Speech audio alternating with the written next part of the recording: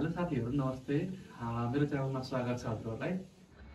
यस च्यानलमा चाहिँ हजुरहरूले नेपालको सेयर मार्केट सम्बन्धी अथवा स्टकहरूको चाहिँ विभिन्न इन्फर्मेसनहरू तथा एनालाइसिसहरू चाहिँ प्राप्त गर्न सक्नुहुन्छ।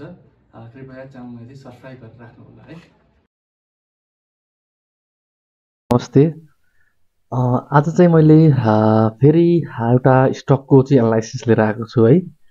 यो चाहिँ एनआरएन इन्फ्रास्ट्रक्चर एन्ड डेभलपमेन्ट है, एकदमै प्रख्यात स्टक सेकेन्डरी मार्केटमा। अहिले चाहिँ एकदमै यसको मूल्य चाहिँ एकदमै फ्लक्चुएट भएर माथि पुगिसकेको छ है, धेरै दिन पनि भएको छैन। यसमा लगानी गर्ने साथीहरूले चाहिँ धेरै नै प्रफिट पनि कमाइसक्नु भएको छ होला है।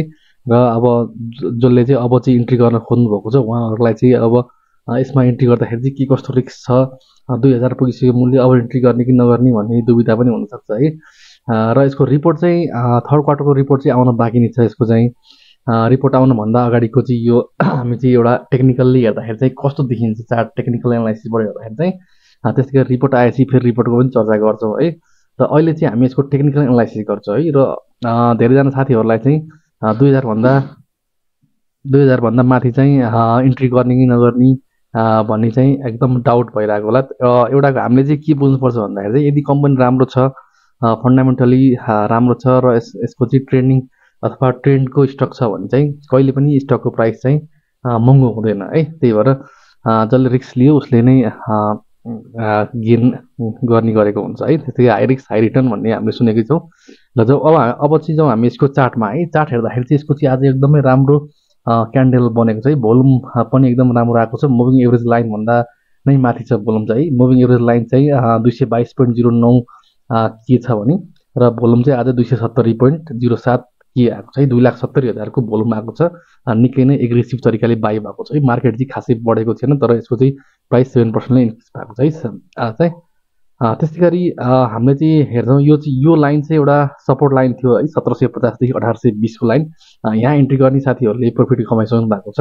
र अब चाहिँ यसको रेजिस्टेन्स लाइन चाहिँ एउटा 2170 तिर आउन सक्छ, एउटा रेजिस्टेन्स लाइन है। आरएसआई पनि 86.26 पुगिसकेको छ।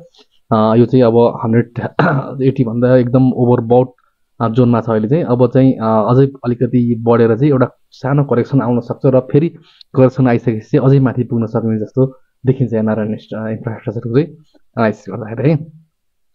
ल अब जान्छौँ हामी यसको मुभिङ एभरेजतिर है। सपोर्ट एन्ड ट्रेन्ड लाइन के कस्तो, स्मुथ मुभिङ एभरेज है। सर्ट टर्मको लागि चाहिँ 1708 रुपियाँ 94 पैसा छ 10 दिनको मुभिङ एभरेज हेर्ने भने। त्यस्तै गरी 25 दिनको मुभिङ एभरेजले चाहिँ 1535 र 50 दिनको मुभिङ एभरेजले 1353 र 100 दिनको मुभिङ एभरेजले चाहिँ 1126.14 रुपियाँ देखाएको छ है। यो चाहिँ सबै moving average line short term, mid term, long term, यो सब मुभिङ एभरेज लाइन भन्दा एकदमै माथि छ है।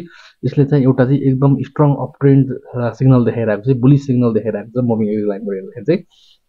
त्यस्तै गरी अब हामीले त्यसको स्ट्राटेजी एन्ड रिट्रेसमेन्ट बाई भन्दा चाहिँ बाइङ टार्गेट भनेको चाहिँ मैले चार्टमा पनि देखाइसकेको छ है। 1750 देखि 1820 को चाहिँ एउटा टार्गेट, एउटा सपोर्ट लेभल थियो। यसमा चाहिँ बाई गर्नेहरूले चाहिँ मनैको प्रफिट कमाइसक्नु भएको छ अलिक थोरै है। अहिले सर्ट टर्ममा 1 दिन 2 दिनकै मा एकदम प्रफिट कमाइसक्नु भएको छ। त्यस्तै गरी सेलिङ टार्गेट अब यहाँबाट पसेर चाहिँ 2075 देखि 2110 मा चाहिँ एउटा सर्ट टर्म करेक्सन आउन सक्छ है, थोरै समयको लागि।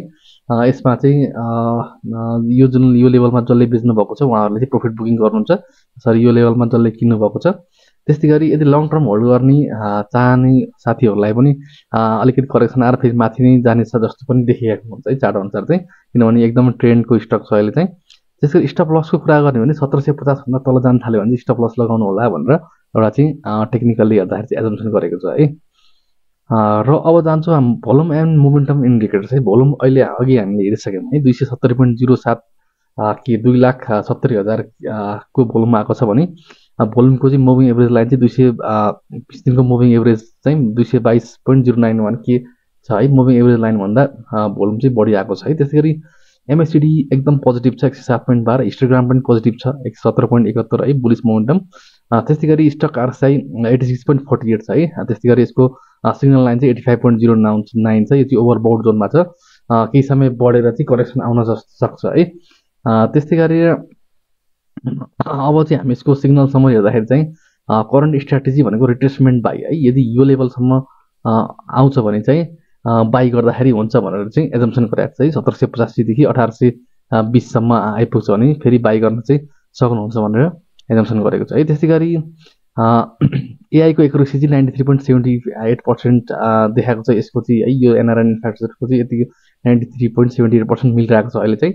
त्यसै गरी सक्सेस रेट चाहिँ 89% छ। त्यसै गरी अब हामी जान्छौँ यसको कन्क्लुजनमा है। NRN is showing strategic strong bullish trend supported by volume and momentum indicators है। सबै इन्डिकेटरहरूले चाहिँ यसको चाहिँ सपोर्ट गरेको छ है। एउटा बुलिस इन्डिकेटर बुलिस बनेको छ यस एनआरएनमा चाहिँ। त्यसै गरी traders may consider entering in 1750 देखि 1820 रेन्ज टार्गेटिङ 2075 एन्ड 2110 है। ट्रेडिङ गर्ने साथीहरूले चाहिँ 1750मा इन्ट्री गरेर 2075 देखि 2110मा चाहिँ थोरै एक्जिट हुने चाहिँ रणनीति बनाउन सक्ने हुने भनेर चाहिँ एजम्सन गरेको छ है।